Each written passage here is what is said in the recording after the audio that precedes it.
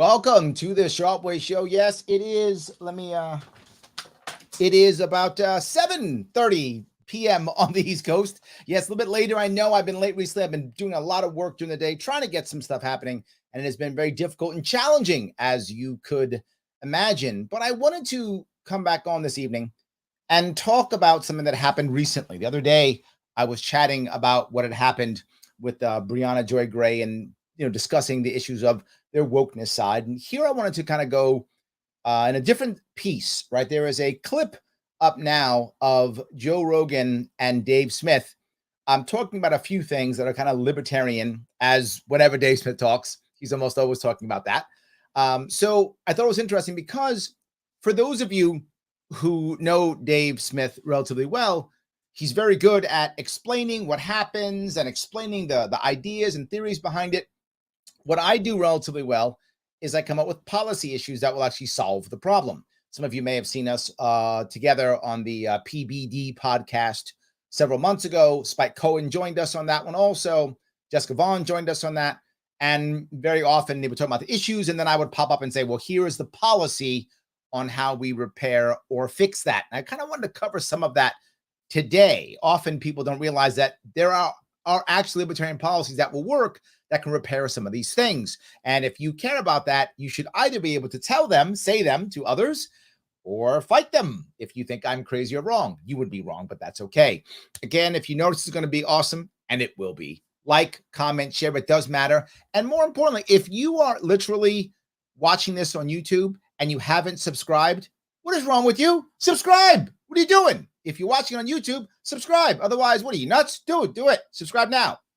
Don't waste your time. Do it. Otherwise, please hit the like button or the comment or the share, something. All of it does matter.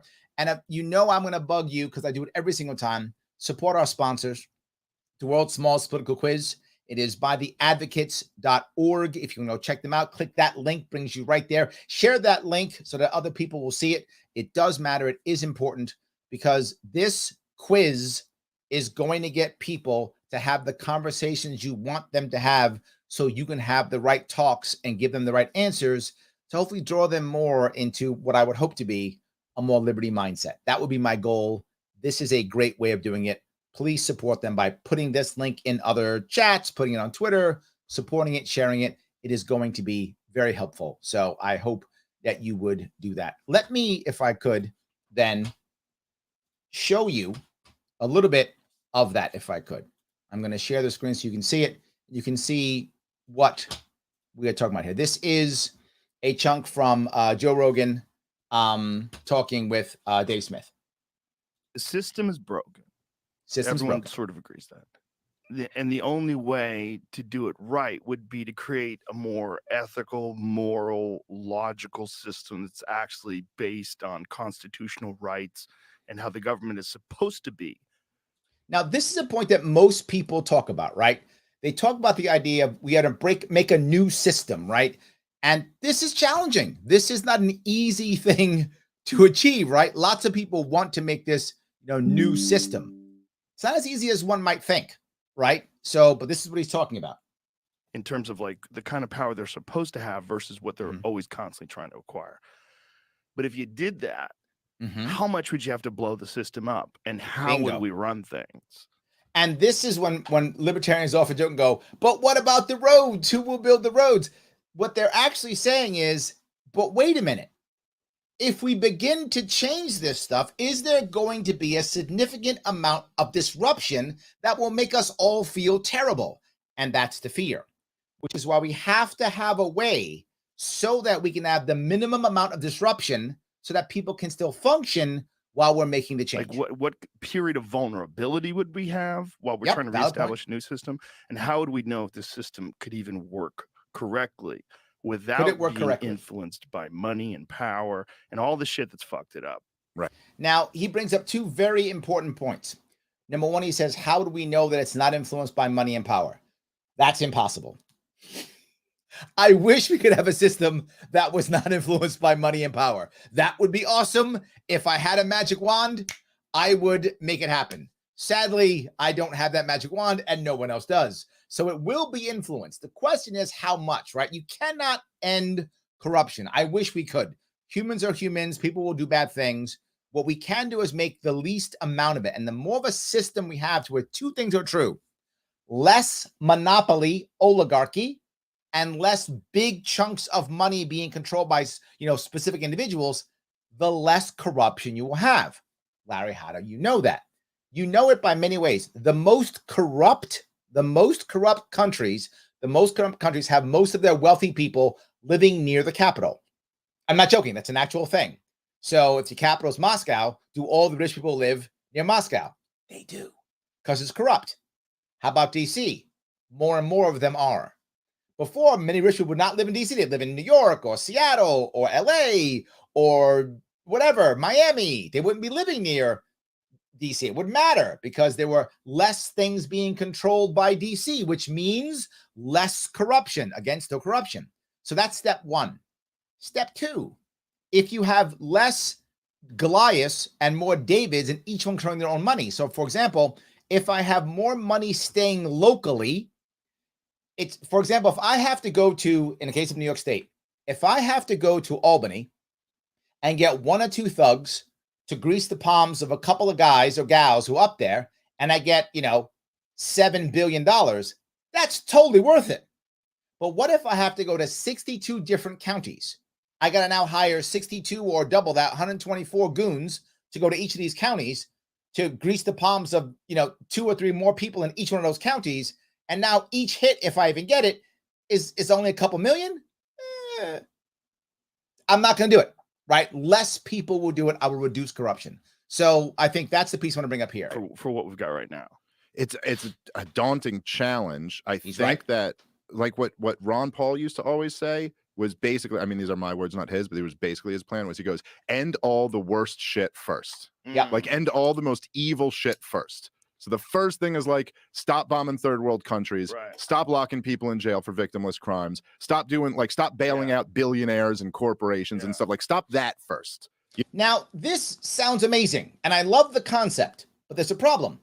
Why are we doing all of the most terrible, horrible stuff, right? Why are we as a nation supporting and doing that? Because there are literally millions of Americans whose livelihoods and jobs rely on it. And it sounds horrible, but the military-industrial complex and the prison-industrial complex, there are millions of Americans who their livelihood is based upon this. The idea that we could just stop it, again, I wish I had a magic wand. I wish we could. Not realistic, right? We have to systematically bring that back. Now, can we? Yes. The first thing you do is one thing. You stop all the hot wars. That part's true. But you can't just stop the hot wars. Why? Why does the military-industrial complex care about the hot wars? Why do they want to do it? You don't want to think of it as evil, right? And the problem is we often do think of it as evil because it kind of is, and I get that, but you don't want to think of it as evil. If you think of it as evil, all you want to do is punish the corporations. And sadly, in today's world, well, in any world, the world we live in, governments don't punish the wicked and reward the righteous. It's just not what governments do. I wish they did. That'd be amazing. What I'm saying, though, is I want to look at these corporations as these complexes, military-industrial and prison-industrial complexes, as just being apathetic and not caring. If I look at them as apathetic and not caring, which is what they are, they just don't care, I have to give them other ways of making money. The reason why they care about the bombs and the wars is not because they want to kill people. They don't care. They want to sell hardware and make lots of money. That's the issue. They want to sell hardware and get paid. I get it. Okay, that's where you want to be. I have to give you another way of doing that. How do I do that? By opening up all of the other countries that we have embargoed, opening up Iran, opening up Cuba, opening up North Korea, and saying, hey, you want to sell to these places? Go ahead and sell. And oh, you guys in the military-industrial complex, I'll tell you what I'm going to do. I'm going to give you X number of years, 1 year, 2 years, special treatment in opening up these companies, these countries, start selling stuff in there instead. Do that instead, right? So you don't have to sell bombs, sell trucks, or whatever is a thing. Do you think these guys actually care what they sell? They don't. What they care is they sell stuff at a high profit margin and make money from governments. That's what they care about. Well, these governments want to buy stuff too. Sell it to all these people too. Still will work. It'll begin. It'll break them off. You go, but Larry, just end all the things. All right. For those who don't know, all of the bases throughout the world, all of them have one or two types of agreements. Either they have a treaty that we've signed, or we have what's called a SOFA, which is a status of forces agreement. This is what allows us to have bases in 100, 200 countries, whatever it is now, 100 countries now, whatever, 80 countries, whatever it is. The number of countries we have the bases in, these are the agreements that allow us to do so. So now comb through all of them. Every single one of them has an out, whether it expires or we have to tell them no at a certain time, or we get out by doing X, Y, and Z. Go through each one of them, monitor the entire thing, and within 5 years, we can shut all the bases down that we don't need. And the only bases we would need at all would be some naval bases to make sure we can still get trade going around the world. That's about it. Otherwise, we can shut them all down, right? You could do that slowly over time. Why? Because then the countries know this. You might think, well, wait a minute. Like, we'll just pull out of Germany. Germany doesn't want us to leave. Japan doesn't want us to leave. If they wanted us to leave, they would tell us to leave. So for us to leave and just walk away, they would be very unhappy. So instead, we must give them the time and whatever agreement we made some sort of agreement with them, some treaty. We must now abide by that treaty and pull us out. There's always an out. There's always an out clause to every treaty, every agreement. Use the out clause and move out and give them time, because their people also rely on our bases to make money. There's a lot of money involved in the military-industrial complex. That's why it's called the military-industrial complex. Can it be taken down? Yes, it can. Absolutely can. But it will take time. That's how you pull it back, recognizing who is in charge, recognizing that government is always two things. It's a monopoly and it's a jobs program. And when you understand that government's a jobs program, you have to realize the Department of Defense is the number one employer, if you count all of the pieces of the defense industry, number one employer in the country. That's millions of people who their livelihood is here. You think they're going to vote you in and allow you to do? No. You think all that money is going to allow you to make this thing happen? No. Unless you give them an option. But Larry, I'm right, or you're right. Of course I'm right in making it happen. But can I make it happen? Recognizing the power that would be against you? No. Unless you give them alternative. If you accept they're apathetic and all they want is a reason and a way to make money, which is what they want and what they will do, by the way, regardless of my ideology, regardless of whether you're a communist or a capitalist or you're left, doesn't matter. They're going to make their money and use it against you to the best of their ability and probably crush you. I know I've been crushed before by money. That will happen. So give them a way to make it happen. That's the most important piece. Right? That's the most important piece. Steven says, but they're already invested in weapons manufacturing. Wouldn't they still prefer to sell weapons to Iran, Cuba, etc.? Of course they would. They would prefer to. But if I'm giving them an option, you can spend billions of dollars fighting me and maybe winning and maybe not, probably winning because they have more money than I do, right? If I became president or Congress or Senate or whatever, that's option one. Or you're going to get some time to retool, to shift and adjust. And maybe you will sell some weapons still to Iran or Cuba. You'll just sell older ones or whatever the case may be. But, do they want to sell weapons? No, they want to sell things that make money. And they'll sell whatever that thing is. So yes, would they prefer? Of course. But if they can retool, and they have already, right? We've had them retool in the past. And businesses will retool as long as there's profit. Your point's a valid one, Stephen. It isn't going to be easy. None of this is easy. To be clear, it will take time, money, and energy, and whoever is the executive will have to use the bully pulpit to make public opinion important and matter, so that when their smear campaigns come out, and they will, that the public opinion will not buy it, will not accept the smear campaigns, and then they'll make the shift. Because if they have to double, triple pay billions upon billions of dollars in smear campaigns or just retool, it's cheaper to retool. They'll just retool and raise their prices later. Again, note what I'm saying. I'm not judging them. I'm just saying they're apathetic. Put them in a system to where the money is cheaper to actually make things happen, then they'll make the thing happen. I hope that at least answers your question, Stephen. It's a valid point. It really is a valid point. So yes, hold on. Mike says treaties. You don't know your history. Remember the term smallpox or better yet forked tongue? Yes. However, right now we have to worry about that because we didn't care about the Native Americans at all. we do care about the Japanese and the Germans, though. So yes, those we do care about. So yeah, absolutely, I appreciate that. Let me go back and pop the second piece up, because the other part is the monopoly piece too, which I want to bring up. You don't start with like, well, okay, if there's a vulnerable population that's like dependent on this government program, get rid of it tomorrow. Right. So like you try to do that, and then the more of the corruption that you roll back, you're going to see like less wealth being extracted from regular American people and going to special interests, kind of build that up over time. This is a valid point too, right? You do want to pull back slowly. You don't want to attack vulnerable communities. If you noticed, I never talk about end Social Security and welfare. I never say those things, because that means my first step is attacking the people who are in trouble. Well, first off, it's wrong. I shouldn't do it. And the example I'll give you, and some of you will not like this, I know, because you're more hardcore libertarian than I am in certain cases. Imagine if you were a parent and you had allowed your child, in this case, say your son, in this case, because your son decides he doesn't have to go to work, he doesn't have to pay bills, he doesn't have to cook his own food, and you allow him to be reliant upon you until he's 30 years old.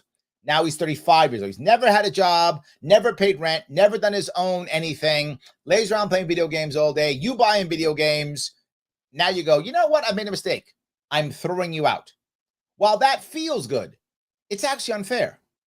You have taught your son to be that way for 35 years. You got to help wean them off of this. That's your fault. You really shouldn't have done that to your kid.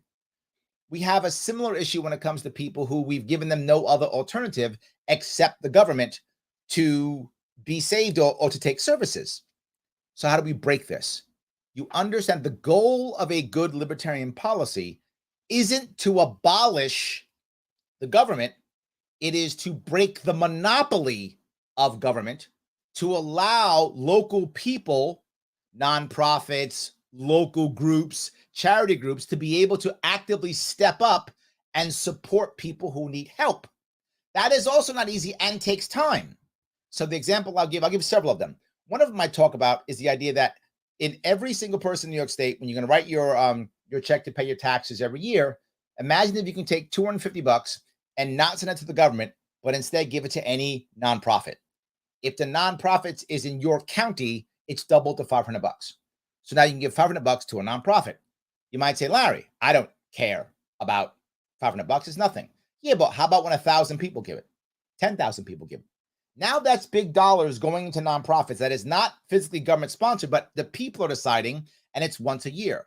Now local people can start to pick up and do things that matter in your local community. Is that childcare? Is that a local hospital? Is that fixing potholes? What is the thing? It gives people the opportunity to try it.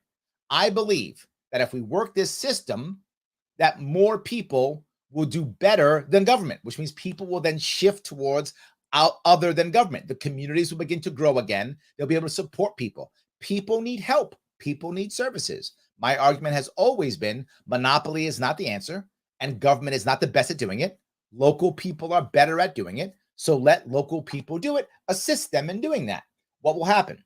The government will have to compete in servicing the community against other community groups. The government will either get better or it will go away. Win-win. Now, that will not be overnight. That will be over the course of years. But we saw with the COVID lockdowns, there are many communities right now in America who they've forgotten the institutional knowledge required to service their own community. They've been reliant upon government for decades. Well, let's give them that back again. That's one. Second, something as simple as potholes. I'm not joking, potholes. Right now, government fixes your potholes, right? But you know who also wants to fix your potholes? Pizza delivery services. The Pizza Huts of the world, Domino's, let them. Give them the ability and say, hey, here's the rules. Go fix potholes. We don't mind. And here's what you can do. You can put your logo on every pothole you fix, or you can sponsor a road and put your name on that road and put a nice banner on that road and go ahead. People go, I don't want to see that banner. I don't care what you want to see. I would like fixed roads. Particularly, I would also like fixed roads in poorer communities and working class communities, because when their cars break down, it's devastating for them.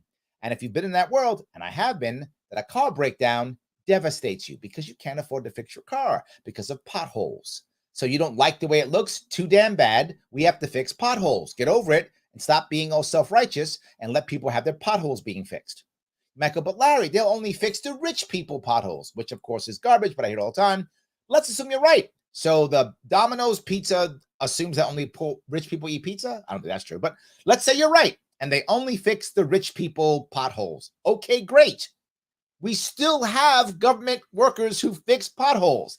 They can then fix the potholes in the roads of the poorer neighborhoods. Either way, the poor and the middle class get better service, no extra taxes, have created another addition to government. It's not just government monopoly. So what happens if these private companies do such a great job in fixing potholes, we don't require the government to do it anymore? That will be awesome. Again, government gets better or it goes away. But Larry, those workers will be fired. No, they won't. The pizza places will still need people who know how to fix potholes. They'll just stop being on the government dole and they'll be on the McDonald's dole or the Pizza Hut dole, whatever. It will still happen over time. And this is the point that I think Dave is making. It's not overnight. It is over time. This is the point that I think Joe Rogan's making. How much disruption? If you notice, every policy I come up with, I worry about disruption. Why? As a business consultant, here's what I know. Most change in businesses fail. Over 70%, depending on what you look at, McKinsey or Boston Consulting Group, they will tell you this, most fails. Why? Because as soon as leaders start making changes and they get pushed back and have problems, they fall back to their old ways. It's a very common thing. So what I'm saying is the less disruption, the better. More chance will make things happen. I hope that part was clear. It really is an important piece.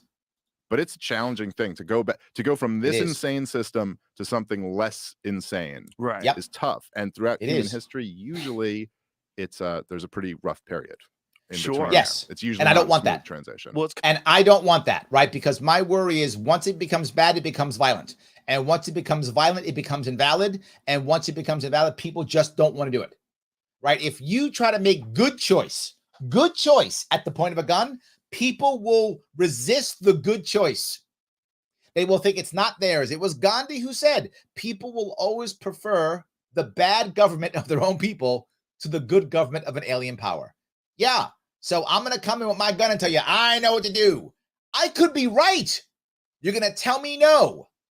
But now we can talk it out and you can figure out for yourself what is right. You know what? You do it. So kind of fascinating when point. you think that this is the only country that has been really established as like a colony that went on to take over the world. And it did it inside of 300 years. Yes. Which is pretty fucking wild. Actually, yeah, that's the most less wild than part is the time. It did it in 200 years. It's pretty crazy. Because going from being a republic to an empire has happened before. But Dave's right in republic to empire, but not really from colony really to empire. I can't think of any. I can't think of any that's happened.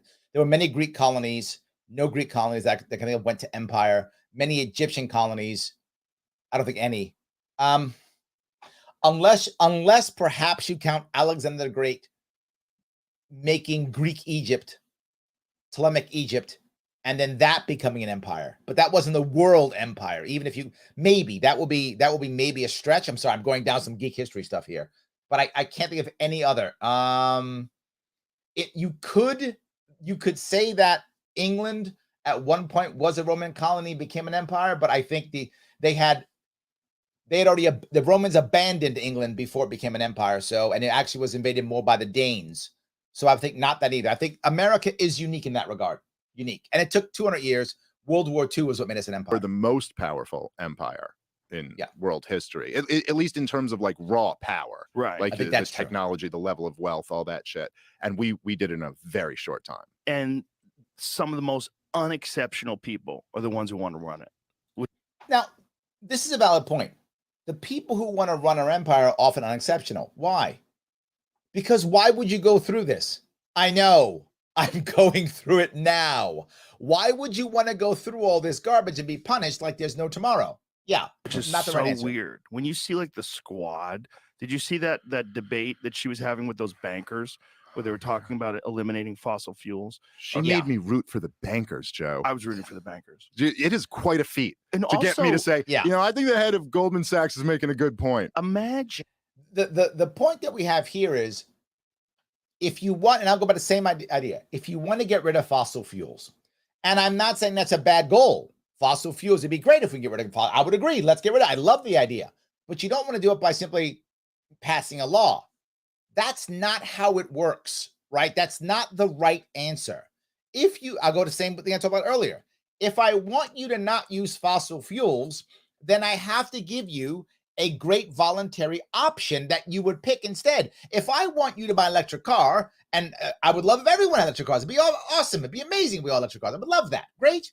But I don't want to pass a law saying you may not buy a gas car or you must buy because you got to fight. You see it all the time. Instead, embrace nuclear Gen 4 energy. Embrace nuclear energy, Gen 4, which is safe. Build a bunch of Gen 4 reactors all over the place to make cheap electricity. We're talking about water and power. Let me be very clear about something. And those of you who are environmentalists, you know this.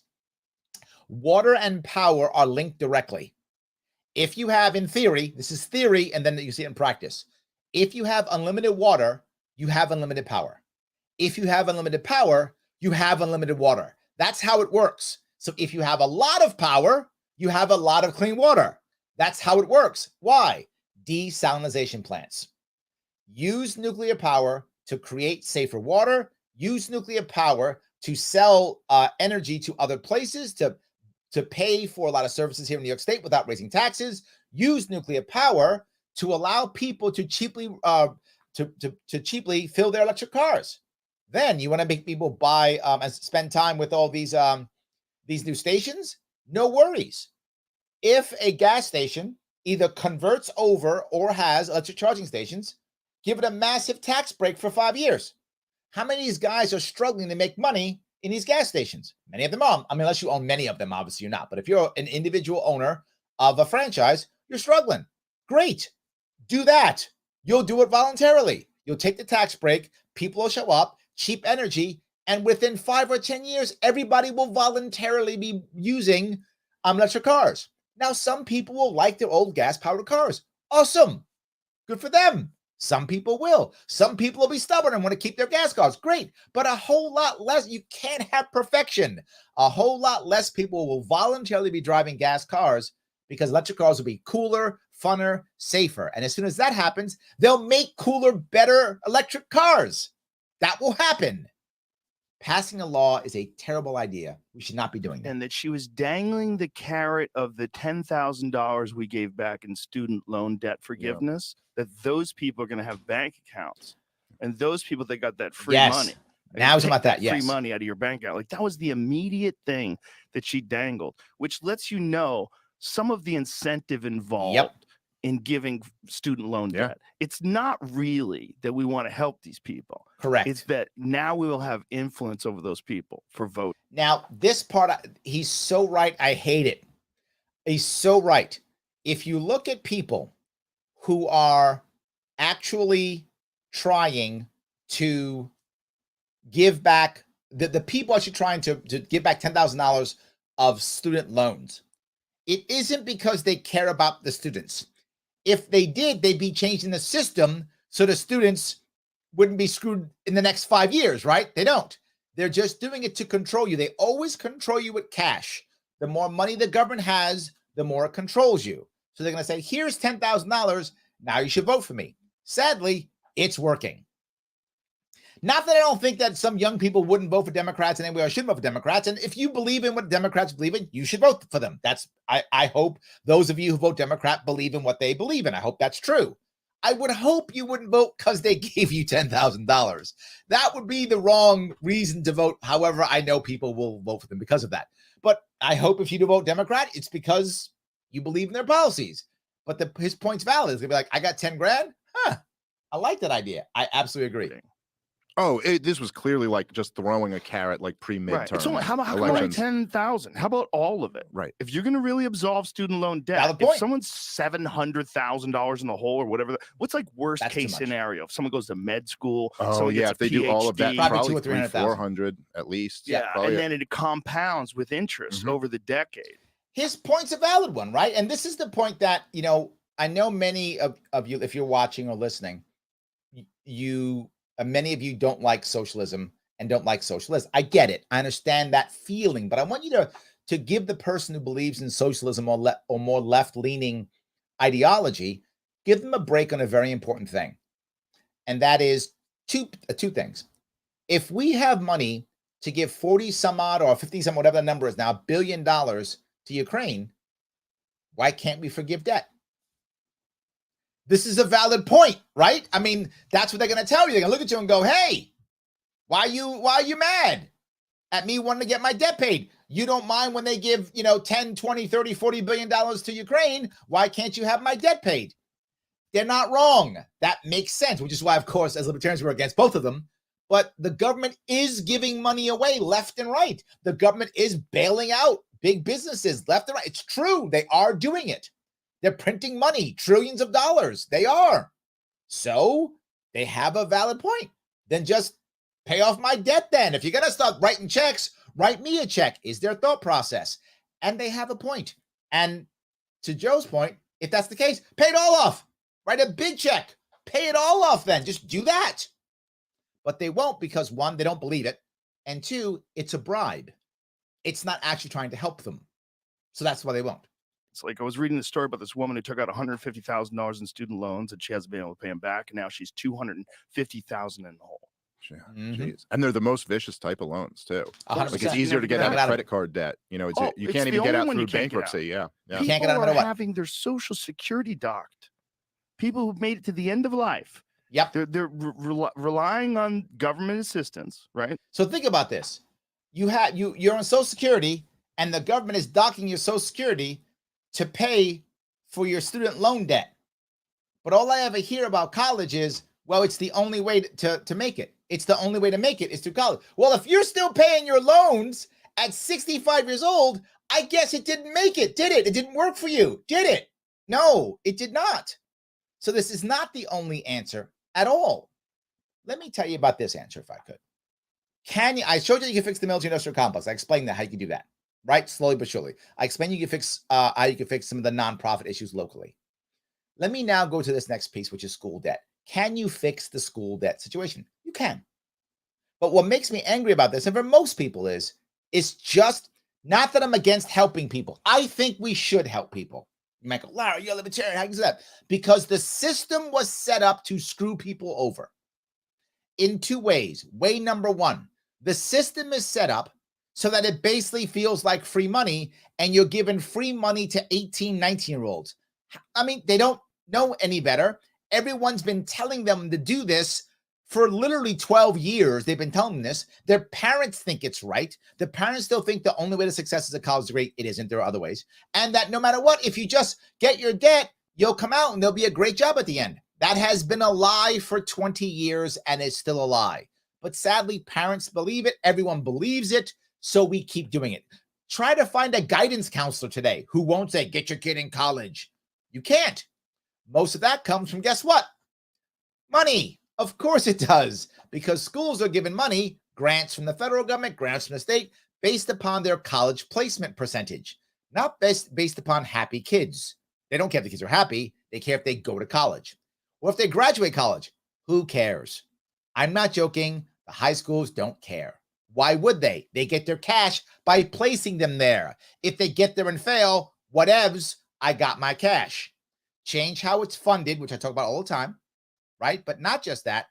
I got to do something about the debt itself. So first part is stopping people from wanting to do it. So if you change how college and change how high school is funded, high school should not be funded by grants from specialized grants from state and federal strings being attached. It should be a straight dollar amount per kid, per school. The money follows the kid, period. That's it. Money follows the kid.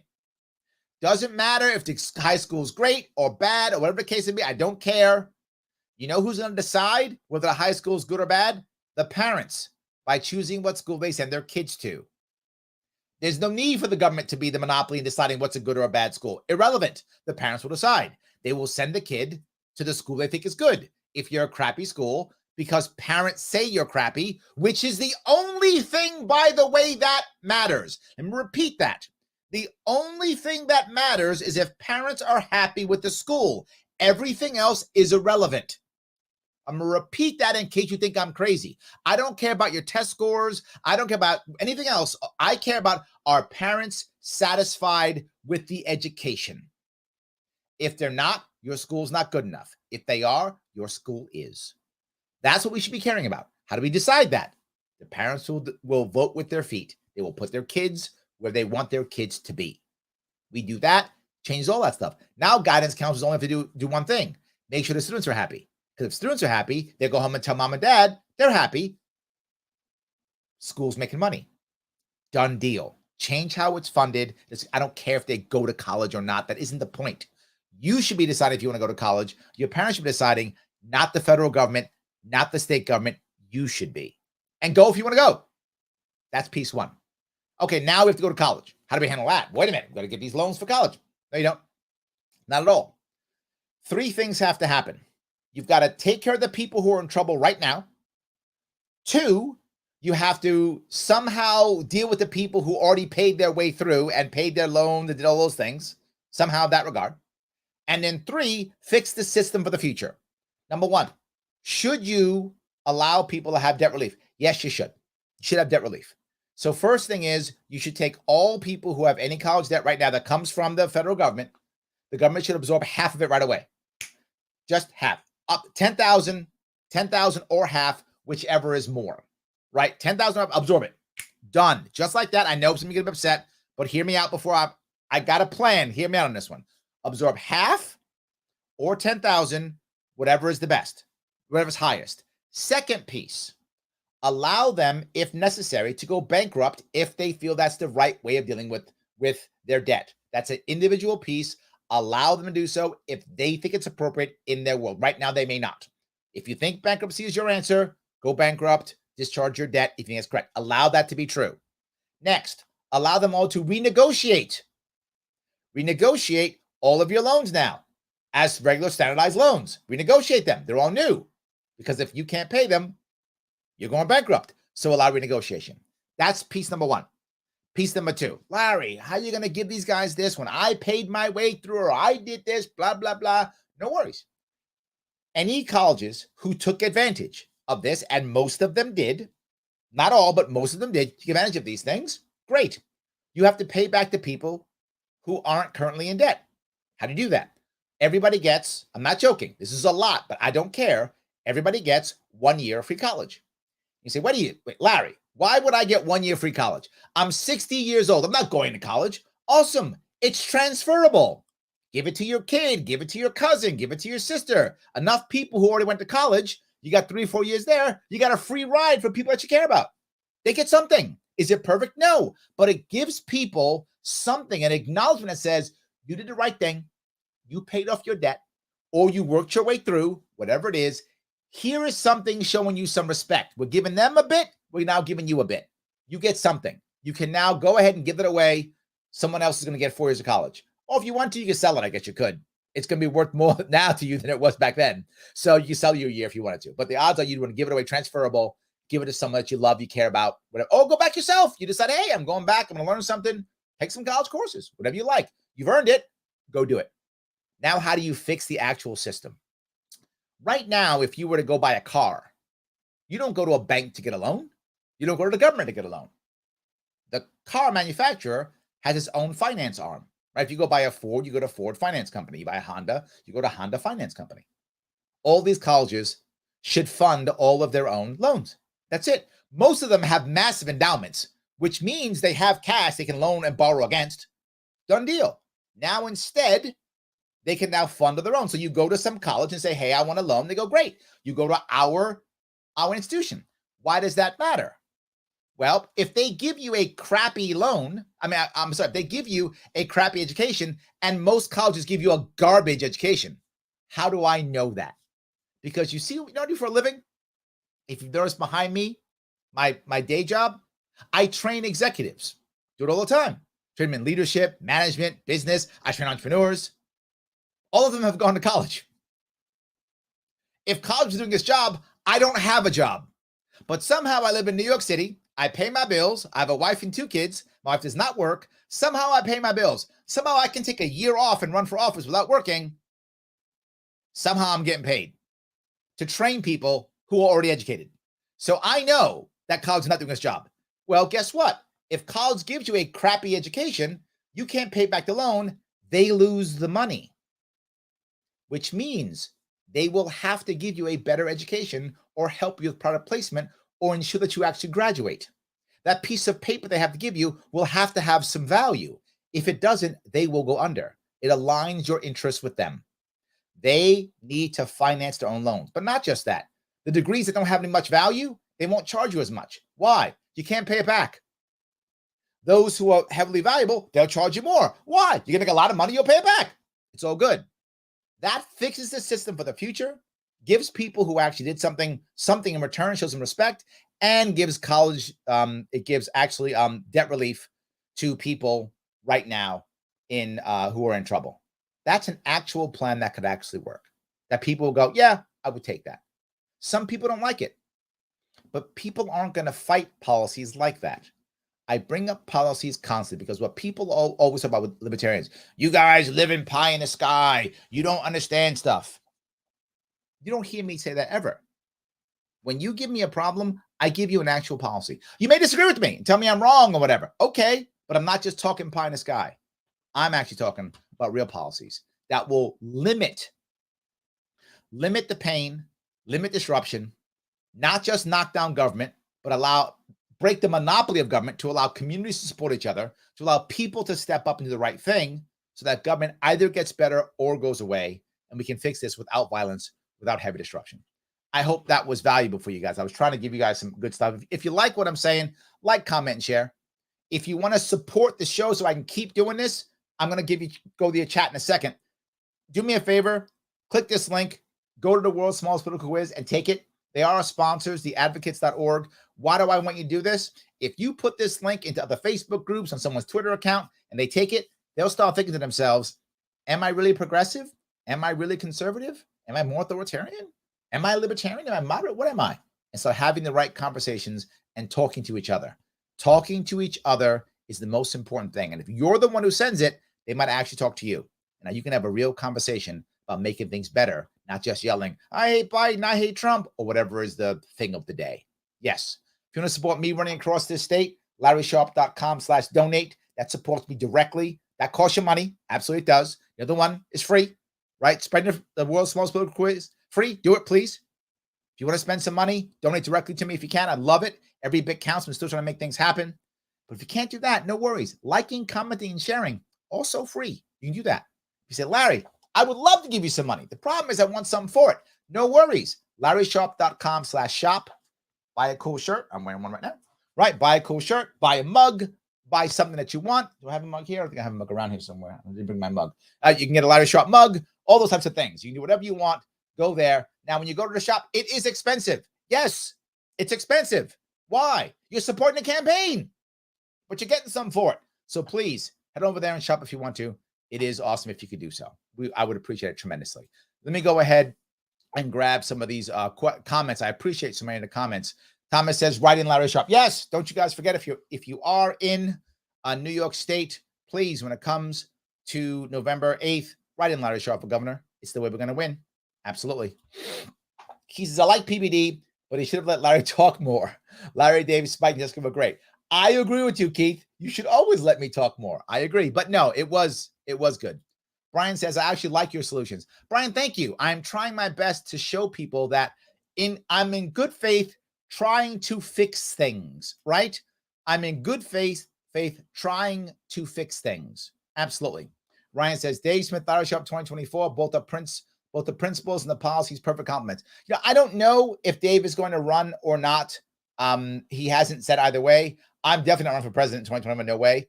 Would I take a vice president slot? Maybe. I'm open to the idea of it. I'm not sure. This run right now is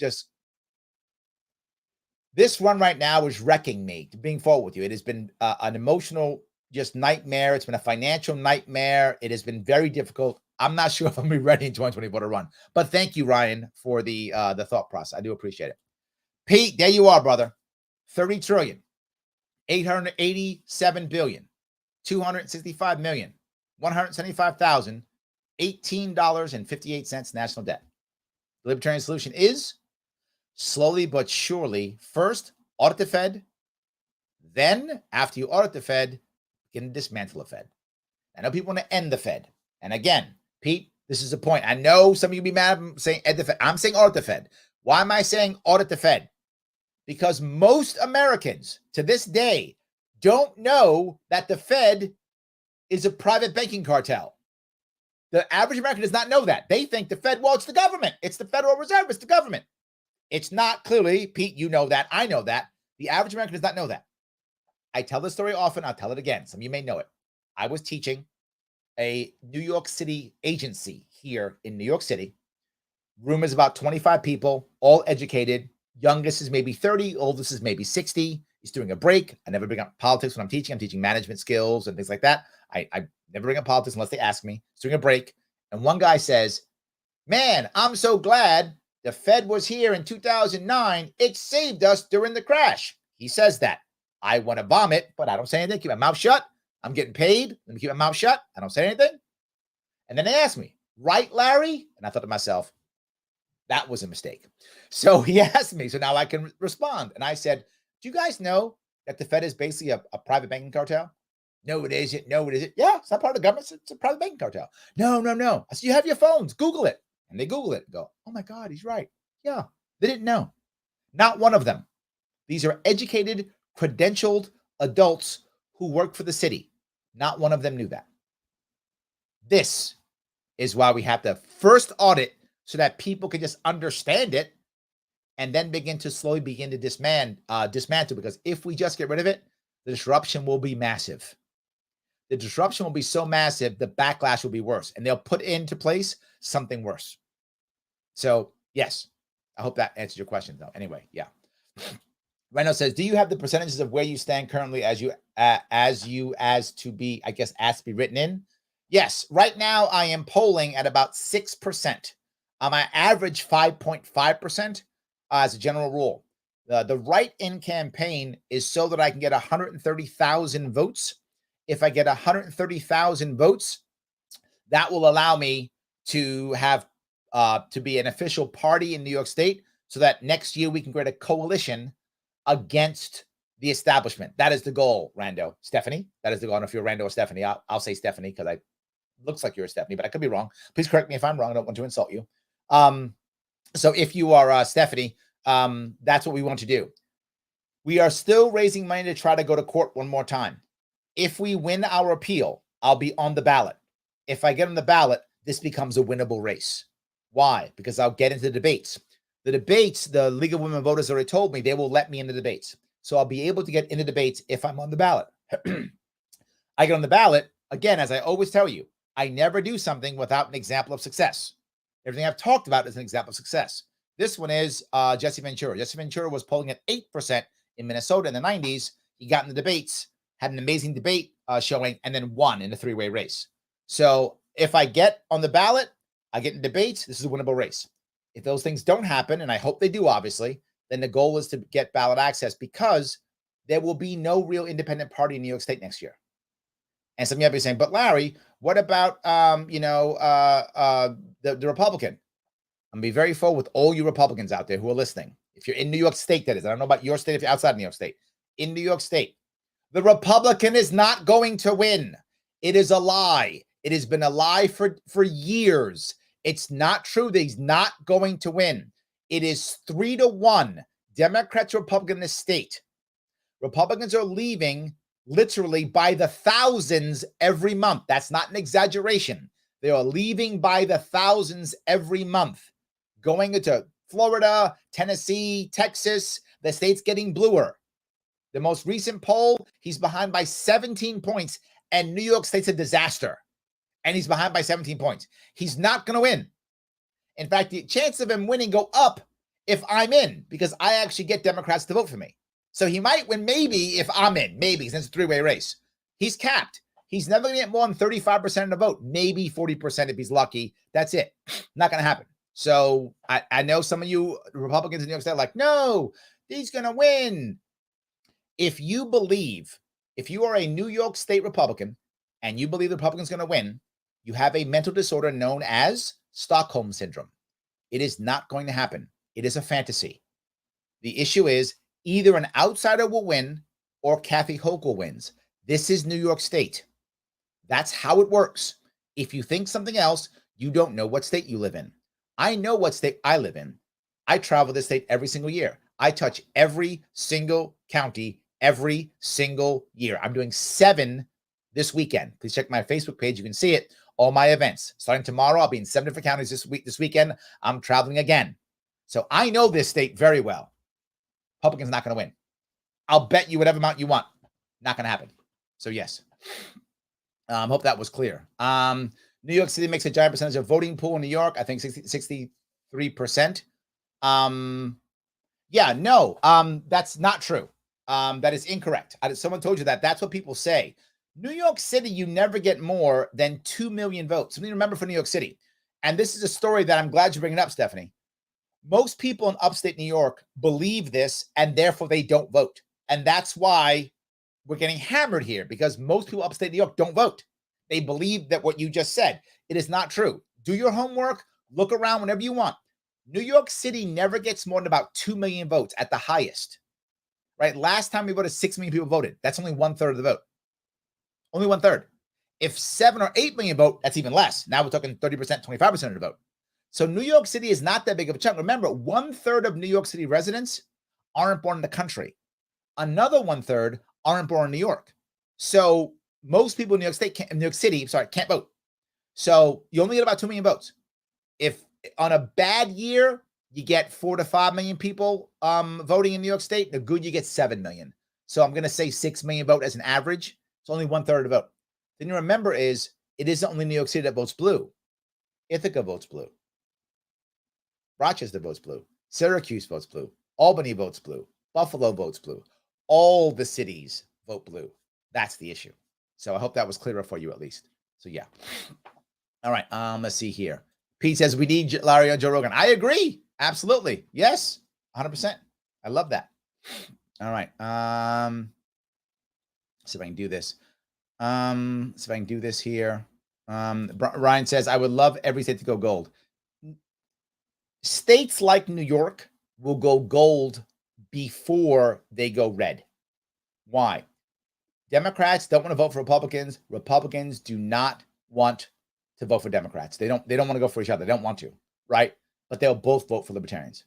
How do I know that? Again, I have data on this. I ran before. I know what my data is. I've done polling. I know what my data is. About 25% of the people who support me are registered Democrats.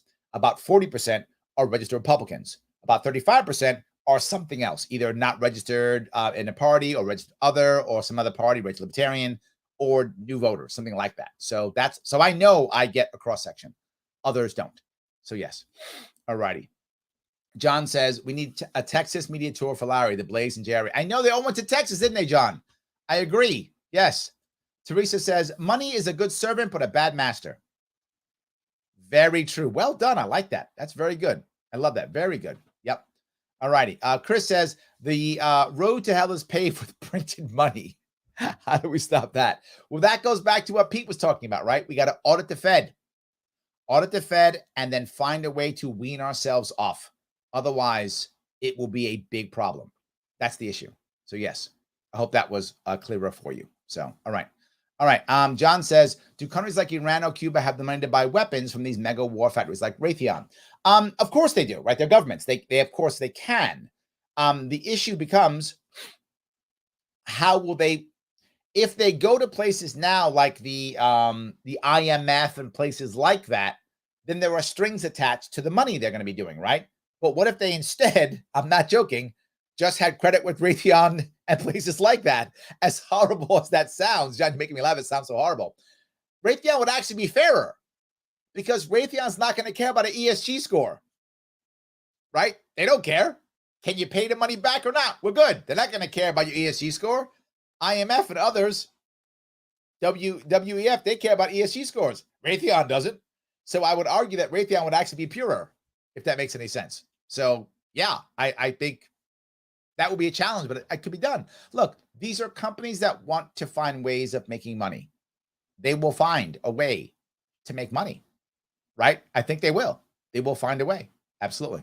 So Nate says anything worth doing isn't easy. 100%. Yes, 100%.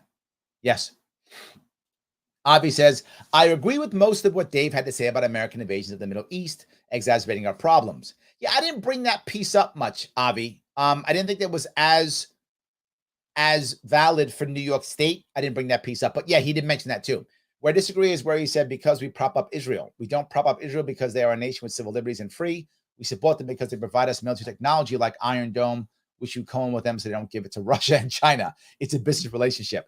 He seems to imply that if we didn't support them, bin Laden would not have hated us. I could see both sides of that argument.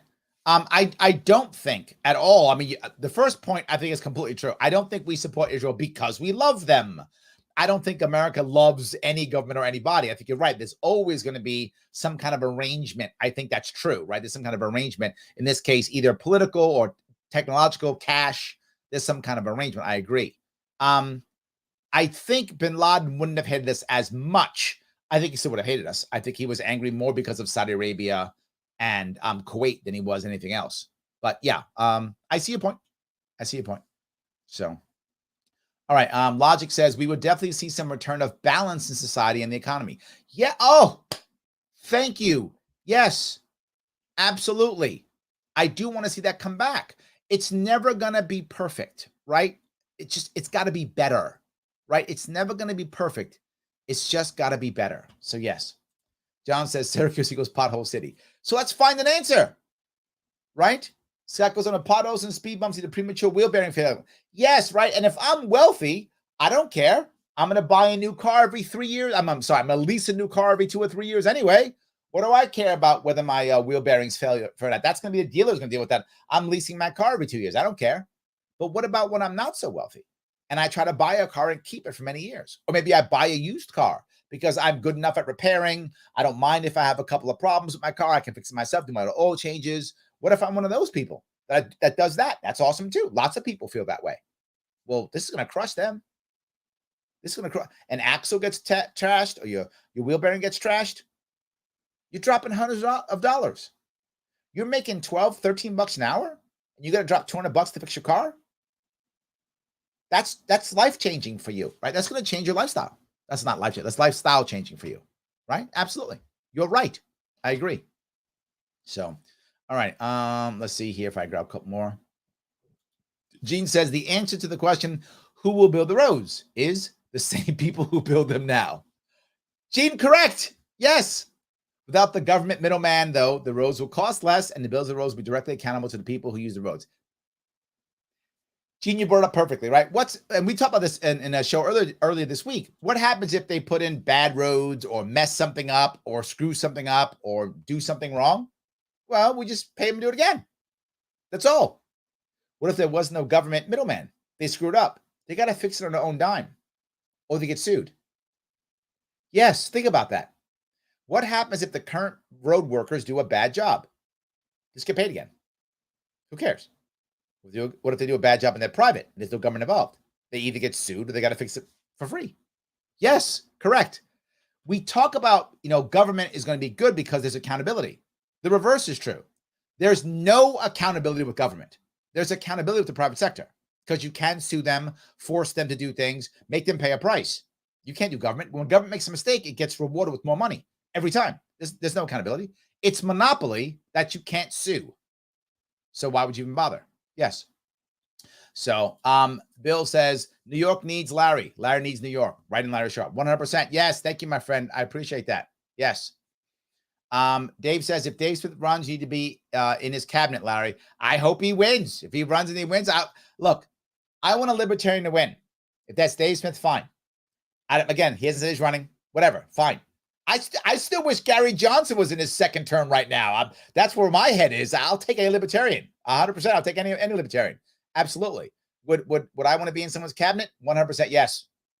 100% yes. I mean, Drew, if you win, I'll be in your cabinet. Yes, yes, and yes. Absolutely. Isaac says, if you don't win governor of New York, you need to run for president. You have some of the best solutions I've heard yet. Thank you, my friend. I appreciate that. I do.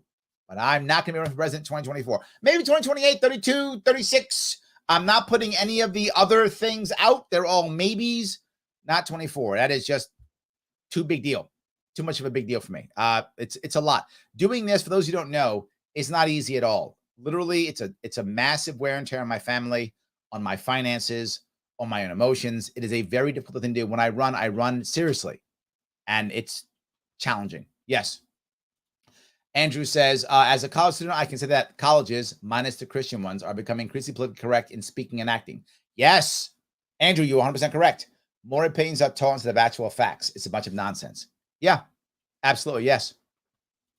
Paul says, Larry, it sounds like you took physics in high school and or college and got an A. Thank you for that. I actually took 2 science classes, I think. If you count, I think astronomy, and I took in college astronomy, and I took statistics. Is that's science? Maybe, I don't know. But no, not much science. I didn't take much science. Most of my, for those of you who know me at all, you know that I'm an autodidact. Most of my stuff I learned on my own, right? Just caring and learning and trying to figure things out on my own. Most of it is that. And most of the savviest people, an education is a starting point, not an ending point for them. If your education is an ending point for you, you're probably not going to go very far in life. But if your education was a starting point for you, then you can just go wherever you want to go. The world is your oyster at that point. So yes. Yeah. Tim says, Belgium is closing another nuclear plant. Their plans to close them all by 2025. Holy crap, is that dumb? But they're doing it. They're doing it. We're seeing the problems, but we don't stop. Wow. Terrible.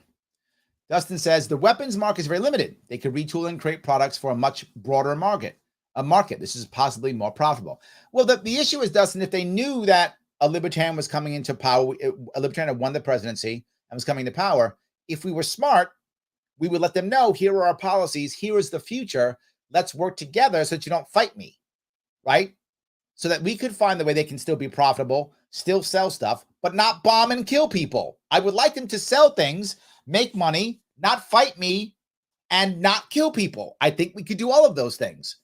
And again, challenging, but as Nate said, if it's not difficult, it's not worth doing. So yeah, absolutely, 100%. I think it says volunteerism is the way. We don't need taxation.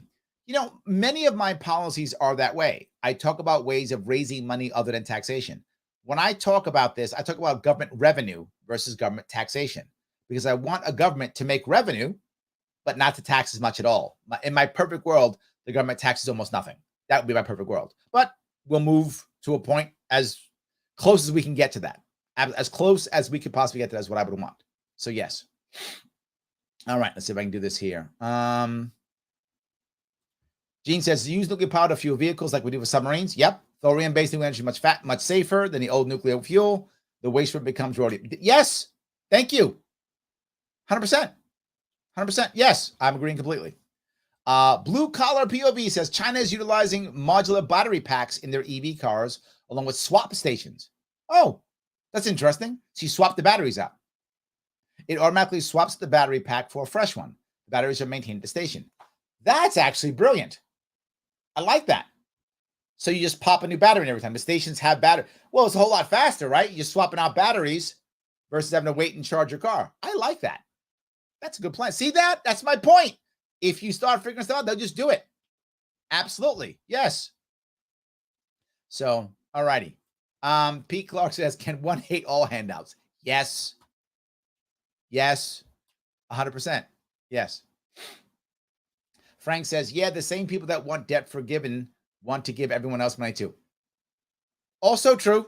But again, my point being, if we are giving all this stuff out, they have a point. That's my only point, Frank, is that if we're going to say that, right, we can't give money to everybody. Well, you're giving it to these guys. Why don't you give me some? Is their point. That's all I'm saying is we should, to Pete's point, we should hate all the handouts and find better ways of supporting people. I want to be clear. People fall down. They make mistakes. They get unlucky. They're unfortunate. All these things happen where people have problems and require services and require help. That is going to happen from now to the end of time. That's how people are. That's what happens. And I want us as a society to be able to help people who fall down or made a mistake or got unlucky or whatever the case may be. I do. I just think government is the wrong way of doing that. I think if we support local communities, we can build it up. If you want to, for now, keep government as a, bottom, safety net so no one falls through the cracks. Okay, I'll buy that. Well, we can go there now and then build up to where it's not necessary anymore. And to maybe the only thing government's used for, imagine if you could, is just, just for the person who is catastrophically injured. Okay, maybe that's it, right? Maybe that's a better bet. I could try that. So I hope that's clear. Yes. All righty, if I can do this here.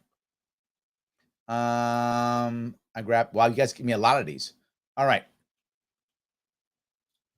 Long one, Dottie. Isabel Patterson answers that very question about giving money to other countries in The God of the Machine, 1943. Is that right?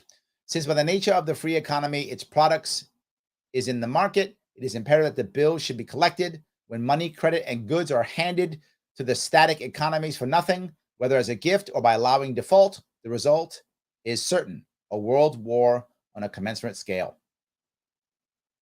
Wow. Well, there we go. Thank you for that, Dottie. I appreciate it. 1943, is that right? That seems so far. Wow, she knew that long ago. I love that. I love that. All right. Isaac says, convert gasoline fuel injected vehicles to hydrogen combustion and use IR aluminum pellets in water or electrolysis to create hydrogen gas. Okay, I'm sure. I'm in. Whatever. Oh, good. Yes. Chris says, you really think out of the box. I'm impressed. Thank you, Chris. I'm trying to actually repair things, right? The thing you remember is when I think about how to fix things, I'm always thinking, how do I give people services without raising taxes? How do I use the powerful people I have at hand and encourage them to do what I want them to do, right? I don't assume that the people who are in charge are evil. I assume they're apathetic. That's my assumption. So if I change the environment to where they can still do what they need to do, but do the right thing in my view, that's what I'm looking for. I'm trying to create a world where that happens, right? One other thing to talk about is how do we get wealthy corporations to support people who are homeless? We can. We allow them to create tiny homes, which are based upon specific populations, working moms, veterans, whatever the case may be. I'm sorry, single moms or veterans or whatever the population might be. Maybe certain addicts, maybe certain people have certain, mental disabilities, whatever the case may be. You pick, right? They create that. They get to sponsor it. So they get to, be the sponsor. And with that in mind, they're able to collect 1/3 of whatever their income is to make some kind of revenue, but they sponsor it so that they can be the good guys and look good, helps people out. People get a place to go, no bureaucracy. And bureaucracy matters if someone is either an addict or if someone has a mental illness, they can't get through the bureaucracy. So gets rid of bureaucracy, puts more people into safe spaces, allows them to have private security. And these people are afraid of cops. So no cops, private security. And now they can do what they can to be seen as good people, which they want to be seen as, and they're helping people. It's their marketing budget. They market anyway. So instead of marketing and $10 million into I don't know, some campaign on CNN, put $10 million into a building, help some people. I'll tell you how awesome you are. Win-win. Everybody's happy, right? Not just that, big real estate. Right now I'm making tons of money, buying up all types of land. Okay, have them instead create cheap housing that is rent to own. Do that. If you encourage them to build out cheap housing that's rent to own, so now you get people who are in trouble financially being able to pay their rent cheaply and start to own their property. Wow, not a bad idea. And when the big company sells it off, no capital gains tax. Now people who are on the left get, what? You're protecting the wealthy and they're not paying taxes. I don't care if they're paying taxes if they're supporting my working poor. Don't pay the tax. Just support the working poor. Give them some ownership in their own world. Gentrification doesn't affect them anymore because they're owners. If they leave, they get a check because they have equity. They can actually move someplace and have a cash in their hand. They can learn the ownership mindset. Don't pay tax at that point, but support my working poor. I'm in. So I think you can do that kind of thing, right? I'll go one step further. How do you support my felony population? And I've got a large felon population in New York State, many states do. If you hire a felon, for the first 2 years you hired a felon, no payroll tax, no state payroll tax. If 50% or more of your population, your employment population is convicted felons, nobody pays payroll tax for 2 years, as long as it's a 2-year rotation for the people of felons. Now, people say, Larry, if you do that, they'll just fire felons every 2 years and keep hiring felons. Good. You're training my felon force. Well, they won't pay taxes. Good. You're training my felons. You're giving them a second chance at life. They're not committing crimes. I don't have them in jail paying $100,000 a year in jail anymore. And they're getting a resume and they can get jobs. Don't pay your taxes. I don't care, but support my working poor and support my felon population. Why do I care if you're paying taxes at that point? I don't care. Do the right thing anyway. You do that, you will find different ways of people voluntarily supporting people who need to be supported. Most people don't know this. My father was a guard at Rikers Island, and my mother was a felon. She was an addict. So I know what it's like to have an addict in your life. I know what it's like to support, law enforcement. And I'm trying to keep everybody happy to make sure we have a system that actually works. So I hope that was clear. So yes. Robert says, are the stamps for sale yet? No, no, not at all. We won't have the stamps for about another 2 weeks, 3 weeks. It's taking time to get them. We'll have them in the middle of October. I know it's tough, but we just came up with this plan and they're all specially made. So it will take time. For those of you who want to help us out, you can donate though, to make sure we get more stamps. LarrySharpe.com/donate. Absolutely. Yes. Chris says, but wouldn't you be forcing college to do something the year free college when it may be better to just drop the government loans and let it evolve? Yes, I am forcing. It's true. However, the reason why I'm forcing, Chris, is because they took advantage of the federal government for decades. They took advantage of you and your friends for decades. This is punishment. This is retribution. This is what they did. I mean, think about this. How many people do you know? I don't know about you, but myself, oh my God, who know people who have master's degrees and they're baristas. They've been lied to and cheated for decades, and the colleges made money and have had no recourse whatsoever. Yes, it's true. Again, I'm not initiating force. This is me responding. So, yes, guilty as charged, Chris, but I think it's the right answer. But yes, guilty as charged. Yes. Josh says, love your commitment, Larry. We need to call you. Thank you. I appreciate it. We keep going, my friend. We got to keep going. We just have to keep going. Absolutely. So, all righty. Let's see here. Andrew says, Larry, as a conservative, I'm supporting your argument to get on the debate stage of ballot access. Thank you. Lee Zeldin needs to get his ass handed to him, and I hope you win the lawsuit. Thank you, my friend. Yes, absolutely. Yeah. For Zeldin to actually win this thing, he would have to get all of the Republicans to get out from under their blankets of feeling like the world's ending, to show up and vote, and get about a third of Democrats to vote for him. You think Lee Zeldin's going to do that? He is openly a Trump supporter. This is New York State. New York State hates Trump. I mean, New York State Republicans like Trump, but New York State is mostly a Democratic state. It's 3-1 Democrat Republican. In New York City, it's 6-1 Democrat to Republican. Democrats hate Trump. They're not going to vote for Zeldin. And the January 6th stuff's coming. January 6th only got postponed because of this storm. Watch next week when they bring out the January 6th stuff. They're going to throw Zeldin on the bus there too. They're going to say, oh, he's a election denier and blah, blah, blah. Oh, my God. Yes, absolutely. Yes, absolutely. It's crazy. So, all right. You should bet all these Republicans $1,000 they'll won't win to fund your campaign. That's actually brilliant, Phil. You know what? I should do that. You're right. I should put a list. Who wants to bet me? I'll make a killing. That's actually brilliant. I may do that, Phil. I don't know is that legal? I don't know. Who cares? I'll make enough money I can pay my legal fees. So I guess it won't even matter. So yes, absolutely. Joseph, why do you only go to Central and Western New York for events? I don't. I go all over. I go to every single county. I just go in. I go in order, right? I'm physically driving to these places. I am obviously short on cash because I don't raise the millions of dollars that the other people raise. I raise hundreds of thousands instead. I wish I raised millions. It'd be awesome. So I can't fly around or rent a bunch of cars or get a bunch of drivers or buy a bus. I don't have the kind of cash to do that.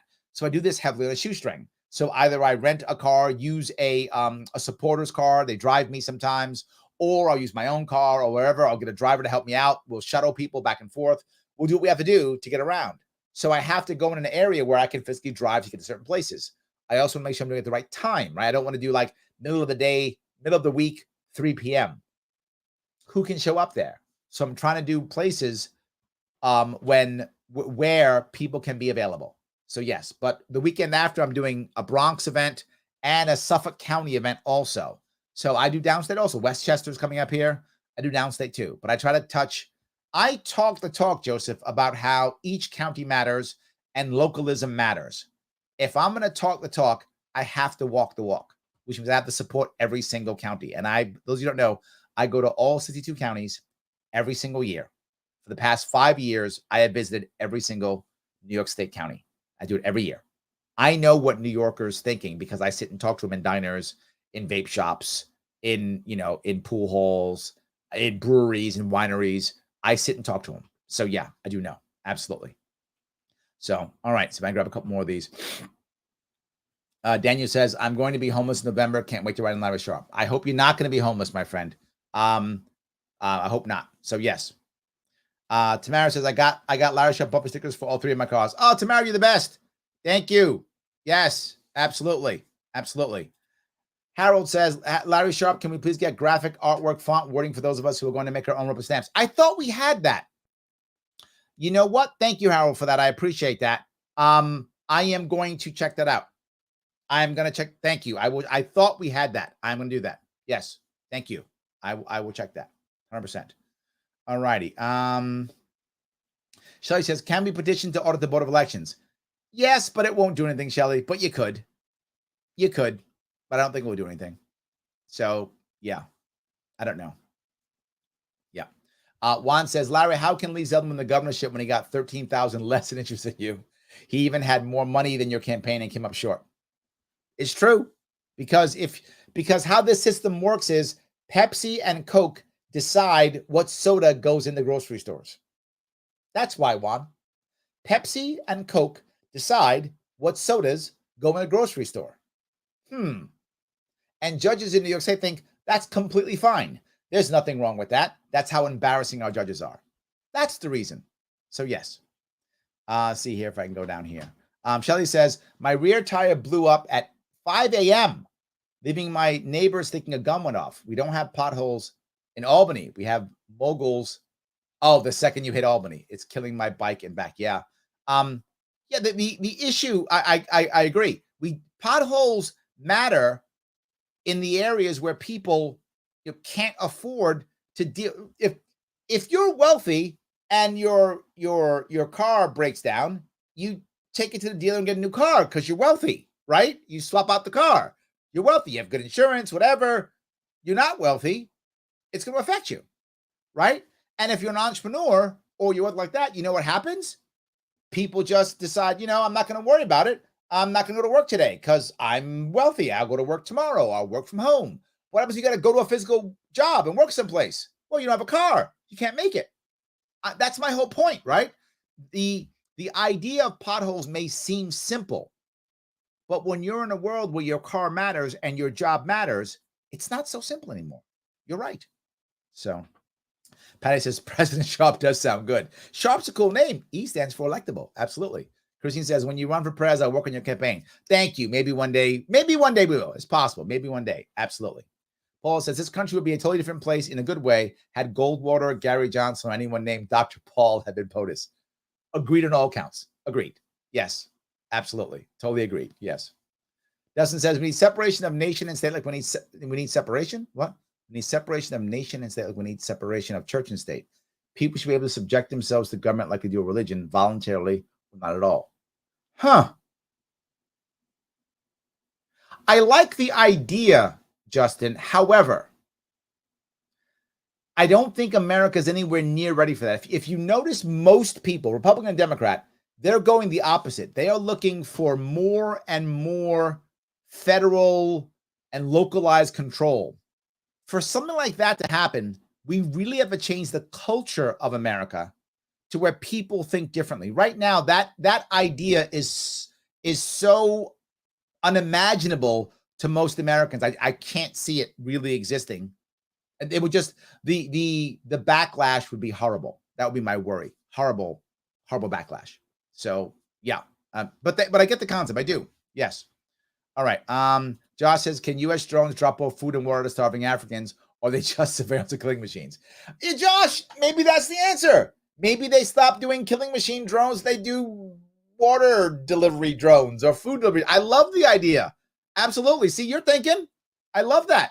100%. What a great idea. I love that idea. 100%. Yes. That's very good. I love that. Look, if you like these ideas, I hope you do. And then do me a favor, like, comment, and share. Share with other people. I appreciate it. If you want to help me out directly, you can donate if you want to. I love that. Every bit counts. If you want to support me without having to drop any cash, spread the world's smallest political quiz. That will always help me. That is our sponsor of the show. So I want to keep them happy. It does matter. It gets people talking. Please go ahead and do that. That would help tremendously. And of course, liking and commenting, sharing will always help, no matter what you think is appropriate. We would love to make that happen. So yes. All right. Let's see here if I can go here. Nate says 130,000 votes changes New York, the US, and the world. It does. You are right. You are right. Absolutely. Yes. So, all righty. Jeff says, what are you going to say if you are able to get in the debate stage with your fellow candidates and the issue of gun control comes up? I know you're in favor of people getting and owning firearms. This is not a popular opinion, and your views would tank your popularity, even if you're crushing it elsewhere in the debates. Jeff, I disagree. I think when I talk about firearms and gun control, what I talk about always is as an equalizer, right? I want people to be able to defend themselves to the best of their ability. Absolutely. I don't think so at all. I've said it more than once. 25% of people who support me are Democrats, and they all know that, they all know that I support, the Second Amendment. So I think it already has happened, right? And the reality of it is Democrats that are hardcore anti-gun aren't going to fully Zeldin either, right? They aren't either. But here's the other part. There are over 4 million gun owners in New York State. If they supported me, I win the election. So I think your point is it's a concern, but no, I don't speak about the Second Amendment in a constitutional way, which makes some people on the right unhappy. I speak about it in a way of equalizing, a way of allowing counties to be counties, right? If certain counties like Brooklyn wants to have heavier gun control, I'm okay with that. If they want to have heavier gun control, just stop making every other county be so bad and stop arresting people who have legally owned firearms. So I think we can easily find an answer there. I hope that answers your question at least. Guys, I want to say thank you so much for the time you gave me this evening. I appreciate it. I will be out. Please check out my Facebook page if you're catching my events. 7 events this weekend, all over. So tomorrow I'm in Allegheny County, Cayuga County tomorrow. Then I'm in a bunch of other counties, Orleans, Ontario County. I am all over New York yet again. I will see you all very soon.